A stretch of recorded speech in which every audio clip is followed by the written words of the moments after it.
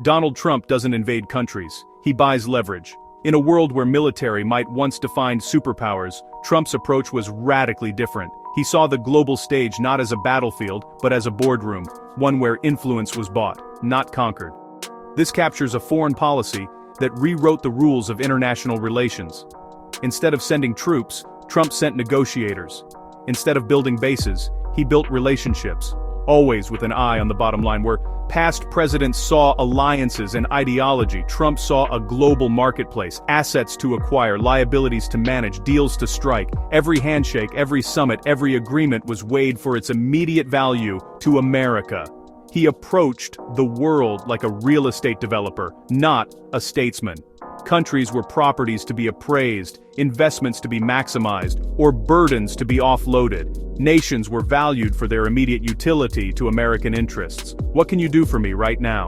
If a country couldn't deliver, it risked being sidelined or pressured for better terms. The old post-war consensus of alliances and shared values was replaced by a transactional mindset. Loyalty was no longer assumed, it had to be earned and often paid for.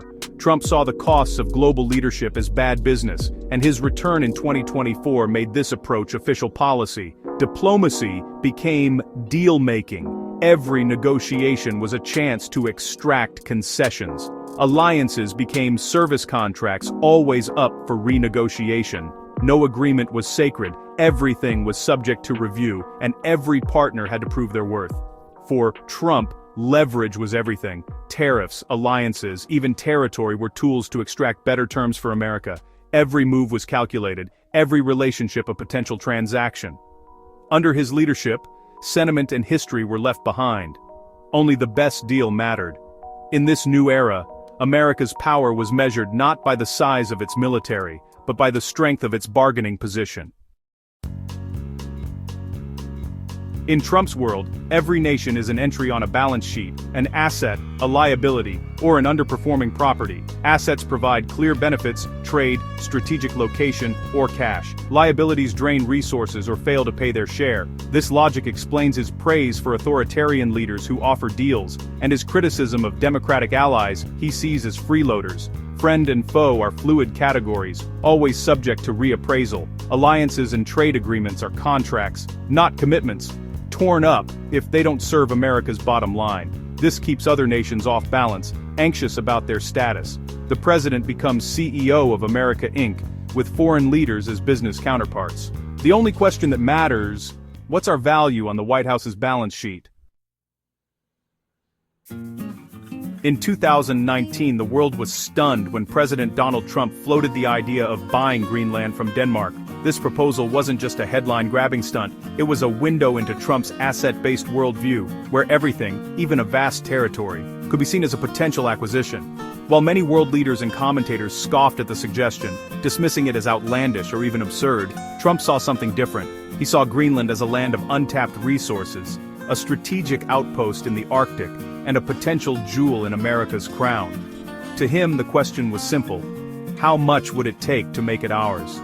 Greenland's unique position between North America and Europe, along with its mineral wealths and military significance, made it a prime asset in Trump's eyes.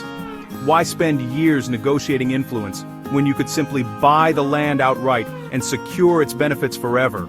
For Trump, the idea of buying Greenland was akin to acquiring a key factory or a valuable company, a permanent, tangible solution to securing American interests and projecting power on the world stage. The backlash from Denmark and much of the international community was swift and fierce. It revealed a deep clash of worldviews. The Danish saw Greenland as a matter of national identity and sovereignty, while Trump approached it with the logic of a shrewd business deal. In Trump's framework, sentiment and history are always secondary to value and opportunity. If something can be bought, why not make an offer? The very notion that a territory could be purchased like a corporate merger or a real estate deal shocked the old order, challenging long-held assumptions about borders and belonging. The Greenland Gambit sent a clear message to the world: in the age of Trump, everything, from skyscrapers to entire countries, might just have a price tag attached. For a brief moment, national borders and the very concept of sovereignty seemed negotiable, as if the world map itself could be redrawn with the stroke of a pen and the right offer. Since then, the world hasn't looked at the map or the value of territory, in quite the same way. For Trump, trade wars weren't just about economics, they were about power, leverage, and control. Tariffs became his signature move, a way to shake up the global order and put America first. To him, tariffs weren't just policy, they were a negotiating tactic, a way to force rivals to the table and make them listen. He saw the world of trade as a high-stakes game, where every deal had a winner and a loser, and he was determined that America would always come out on top. Trump viewed trade deficits as a scoreboard, a simple way to measure who was winning and who was losing. He was obsessed with the numbers, convinced that America's losses were the result of bad deals and weak leadership. For him, fixing the deficit wasn't just about economics, it was about restoring national pride and strength.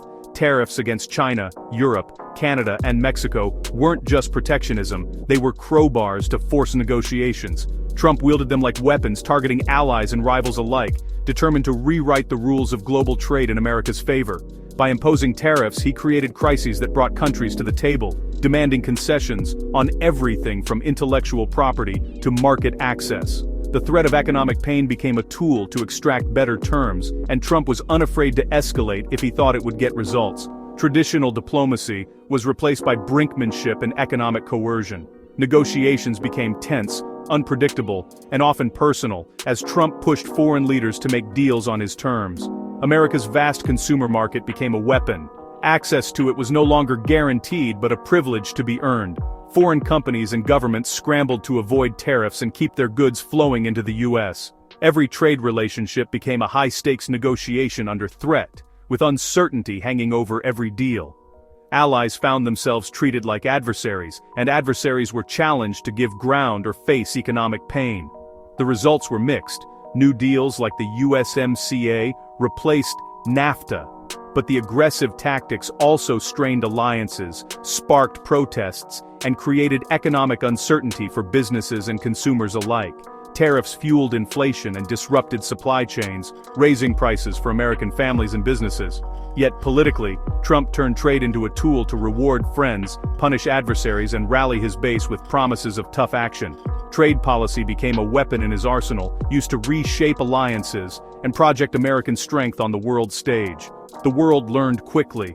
With Trump, every deal is a battle, and every negotiation is a test of will.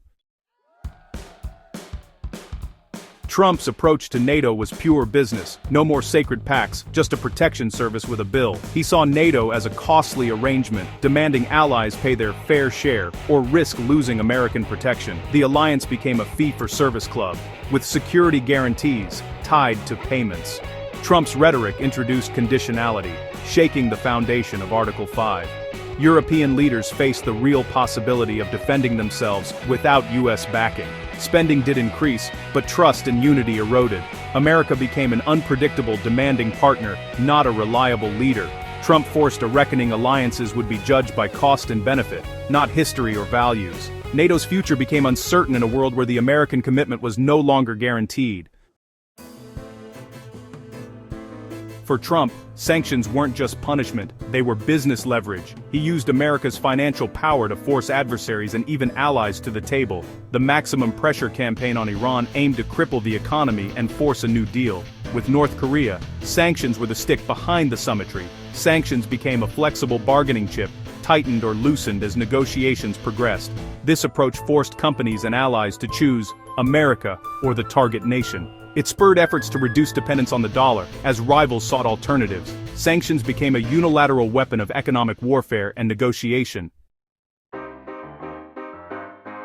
Trump's 2024 return fractured global perceptions of America. In Europe and among traditional allies, pessimism and anxiety replaced trust.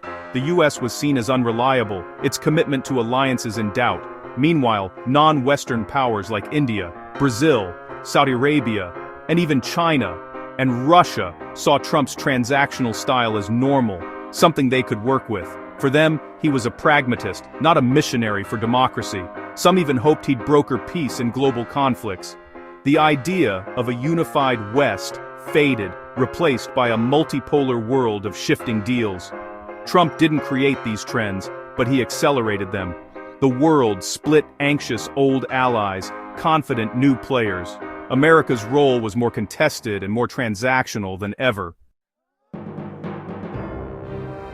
Trump promised jobs, a lower trade deficit, and economic revival through tariffs and tough deals. The reality was more complicated. Tariffs led to job losses in manufacturing and agriculture, and fueled inflation. Rising prices hit working-class voters hardest, eroding his political base.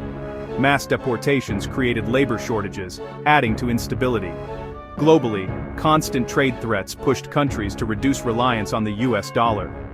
China, Russia, and the EU accelerated efforts to build alternative systems. Trump's tactics aimed to strengthen America, but often encouraged others to hedge against US unpredictability. The final ledger: short-term gains for some, long-term volatility for all. Trump's presidency permanently changed the grammar of global politics. He taught the world to think transactionally. Alliances became conditional, trade a weapon, sovereignty negotiable. The US became a family business, loyalty and returns valued above all. Old certainties vanished, the unified West fractured. Europe plans for its own security, non-Western powers chart their own course. Trump didn't create these trends, but he accelerated them. Whether seen as a shrewd negotiator or a reckless disruptor, his impact is undeniable. He replaced generations of diplomatic rules with the logic of a real estate deal. Love or hate him, Trump's business mindset changed global politics forever.